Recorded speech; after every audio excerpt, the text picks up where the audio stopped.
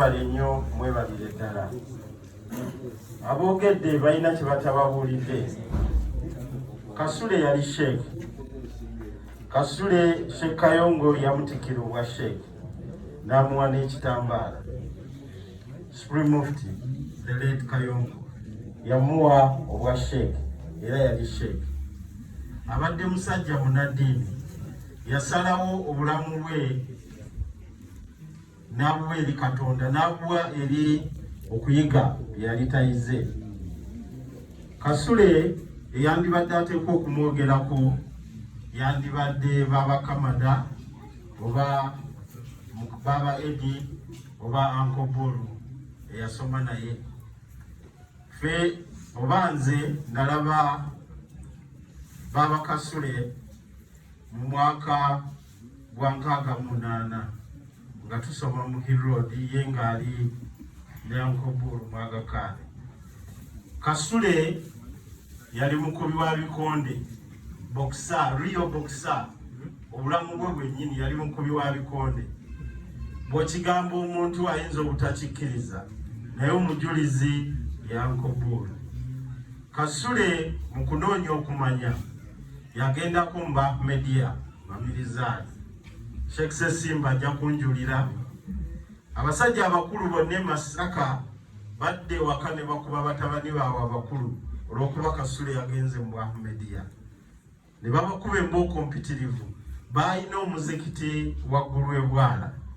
Naye Kasule olw'okwongera okwagala okumanya, Obumirizaani yabulekawo, yali ne Ahmed gwe baasomanga naabo. Kasule neeyongera okumumanya ng'abeera ewa Ssengaawe Faayi Ekiyimbwe yenzaalibwa. Kasule yabeera ne Ssengaawe Faayi ne mulongo ono yabeera ewa Faayi gwe saalabayo ye Baba Edi, naye babeera nnyo ne Faayi. Era mu kubazannyisa ngenda ne mbagamba nti Ibrahim Kayongo yali muganda wa taata wange yali bba wa Faayi. Olw'okuba nze yali yasikira Ibrahim Kayongo ate nga nze namusikira, mbagamba bano bulijjo nti yabandekera. Senga Faayi senga waabwe yabandekera ne bayomba, naye ekibi tebampa. Baba Kasule yali musajja muyonjo nga musajja mweyagaze.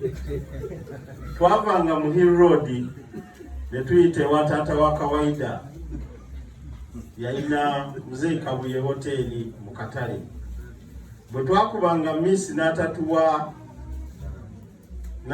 chapati nga tukkirire wa Manuel tiyali mwangu, nga otutera nnyo okuwetawo ne tuweta bwesi.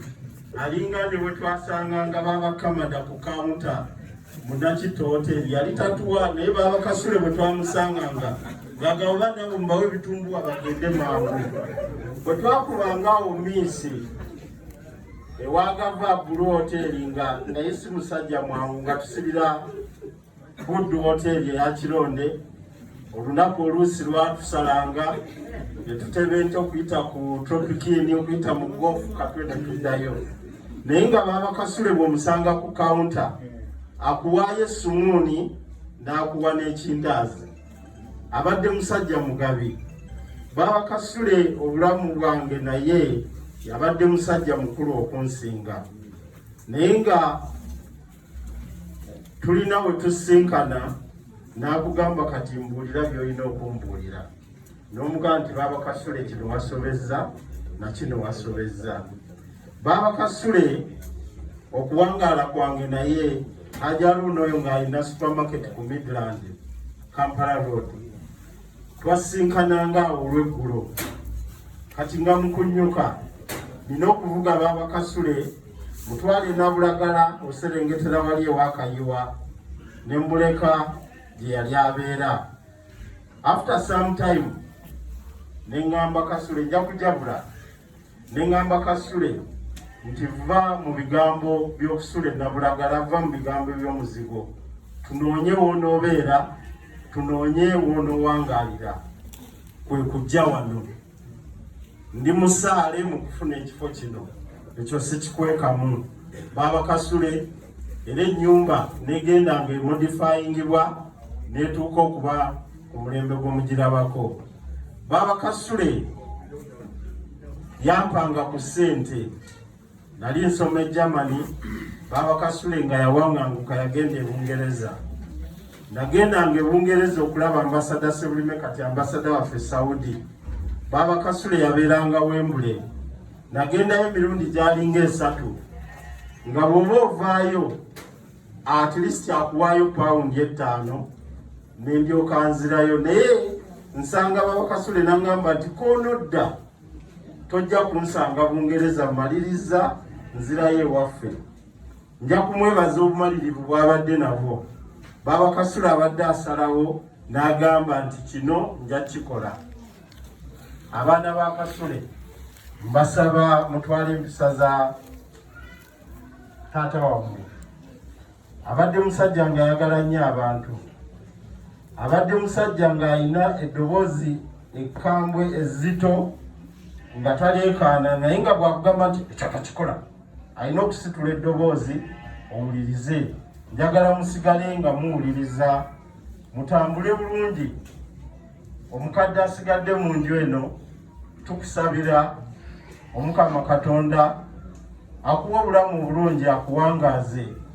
Mwenga bwe mweyamye wano bazzukulu ba Ali Kibirige, tubasabira ate ne tubasaba mutambule mwenna nga muli wamu. Mumanyi mukama wammwe ye Baba Edi essaawa eno yaliwo. Mwami Kasule abadde addako taliiwo. Nsaba okwebaza Sheikh Walukaga ne ttiimu yo. Sheikh Ssesimba webale butasuula mukwano gwe walina ne bataata baffe, nojjukira nojja ewa mutabani wa Ali Kibirige.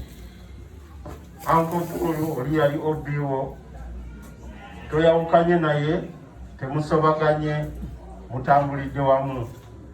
Haji Ibrahim Muwanga Kibirige aŋŋambye nti ogenza okusoma edduwa ya Kasule, ne mugaa nti nkeereeyemu naye ŋŋenda. Naŋŋamba nti bonna abaliyo banneebalize. Twamala ebbanga ddene nga tutambula, nze Baba Kasule, Mwami Ibrahim Muwanga Kibirige ne Mama Musa, nga buli lwa Sande tutambula kilomita ezitakka wansi wa 25. Lumu twavaako e Kampala ne tuyita wano ne tugenda e Kazi. Olulala twava e Kampala ne tugenda Entebbe. Munsaasire, ndabika ngenda kusigala bw'omu bwe sinaaba sibasoose abakyali abalamu, naye nga ogenda n'otunula n'olaba nga Kasule taliiwo, Haji Ibrahim takyasobola kutambula, nange kennyini amaanyi gaweddemu gagenda gakendeera. Bw'ovibwako banno weekanga Kamada, gwe mukulu aliwo, tukusabira owangaale, otukuume tubeere naawe. Wahadha, assalamu alaikum warahmatullahi wabarakatuh. Kikirizibwa okubakwa mu ngalo oba tekikirizibwa? Mutwale takbira.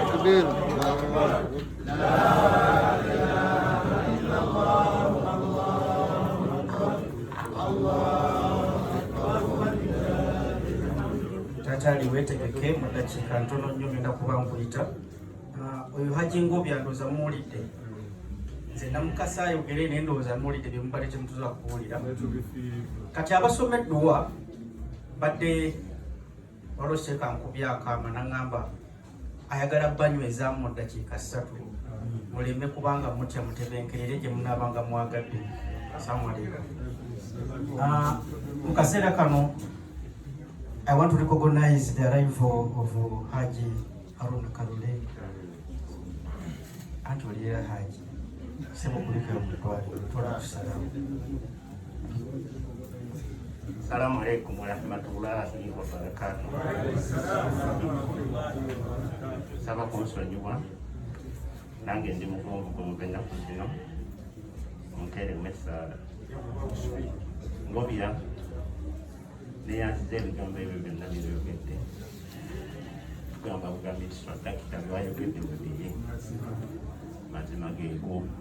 gannabbi bwe yatugambanga nga baswahaba boogedde era ngobya y'omu ku baswahaba bakasule bwe tubadde tutambula nnaku nnyingi tukkiriza okufa nti kubeerawo naye muvaamu olusi lwogamba nti kasule akyaliwo bingi sirina byenyinza kwogera ku mukulu wange sirina wenyinza kutandika nakoma naye nga omukwano gwaffe gubadde waddala omutuufu nja kusaba abaana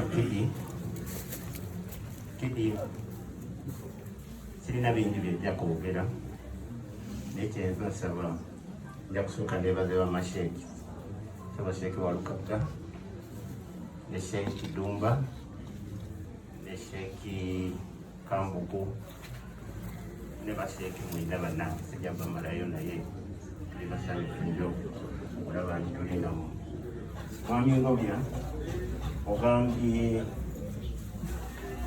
kojja ono abakojja waffe sekisesimba abakojja saba kojja tusanyusa okulaba. Assalamu alaikum.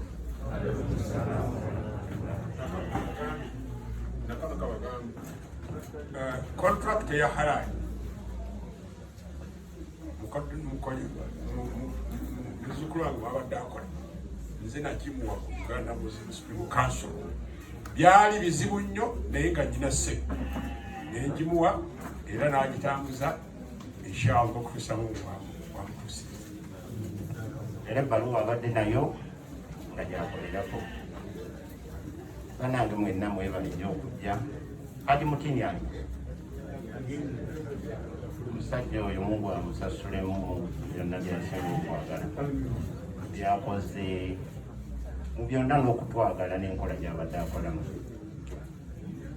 sijja kwogera bingi naye mbebaza mwenna okuba nti muli wano bannaffe be tutali nabo nga Haji Ibrahimu n'abatasobodde kubeerawo era wabeerawo obuzibu nange nekakabyekwekakabya okulaba nti mbeerawo naye nga embeera si nnungi naye nga mbadde nteeka okujja kyendya okubasaba kidi ekisembayo kusabira Mabakasule nga bwe bakozi ekirala kyembasaba butalinda nnaku 40 batugamba buli luvannyuma lwa sala sabiraani mukadde oba abafuubo waliwo ekyafaayo kimu twali muzikiti ne bakitusomesa ne batugamba waliwo sahaba omu basomanga nga bonna bamingisa amaze okufa nabbi yakigamba bwe basoma wali musilimiina wali musilimaati nga ye taddamu ng'ayina sadakatul jaaliya mutabani we kati nga bw'oli wano kiti nga ye buli bw'amala okusaala ne bw'aba asaba ng'ayogera erinnya lya Kasule n'asaba kati nga nze for example sisobola kusaba oba kusaala ne siyita mannya gaani ali Kibirige tekodikowoola ne muyita n'abalala abaddiringana kiba kirungi nnyo kakati mutabani we oyo bw'afa n'atandika okunyumiriza wali musilimiina wali musilimaati ne bamugamba ate nawe otujoyini nze n'abagamba nedda abadde ansabira mutabani wange nga mpita erinnya buli kaseera yafudde kati nange eri wamu naki nammwe n'olwekyo buli lwoba osaala oba okulaba nti okola ki erinnya eryo muliyita ate temulinda gwewa yakuŋŋaana buli luvannyuma lwa swala musabire emirundi 5 n'ekiroozi lukukeko gye bali si wangu bannange nga bamasheeke bwe batugamba tumusabire omuntu wafa aba wakusabira ababa bakyalimu naffe twesabira mu swala mu ngeri yaffe naye nga tuyitiriza omusabira sijja kwogera bingi embeera si nnungi bannange mwenna tusanyusa okubalaba mwebale kubeerawo nakusabira muganda waffe Kasule tampitangako Haruna ampita Kaana yampitanga kaana kwe buli kaseera teyampitako linnya lyange akakaana saakulako waayo. N'olwekyo twali tulina omukwano munene nnyo nammwe abaana nsaba mubeere n'omukwano ne respect gye mutuwa nga bataata bammwe yeeyongeremu, tujja kubeera nammwe tugenda baletere. Saba Allah amuwe ekiwummulo ekirungi ekyemirembe, amusonyiwe byonna ebyamusobako, amusulusize amuwe Jannah Firdaus, atusinkanye ku lunaku lw'enkomerero, tubeere wamu tusisinkane. Assalamu alaikum warahmatullahi. Assalamu alaikum warahmatullahi wabarakatuh. Ngenda basaba mutebenkere by'omuwaale muwulirize abantu abagenda okuddako, bantu bakulu nnyo mu lujja muno mu famire ya Kibirigiri Basematama. Bwe naamala obbayita njera basaba nyanjule Imam Ali ate era abamuko muno mu famire abawasa Fatha atulungamye ku bantu abatebenkerera ku dduwa, naye nga mu kaseera kano ng'obudde bufaananye genda kusaba Taata Ali atandike ne puroguramu eyo yamanyi baanaayita okusinziira mu layini. Assalamu alaikum.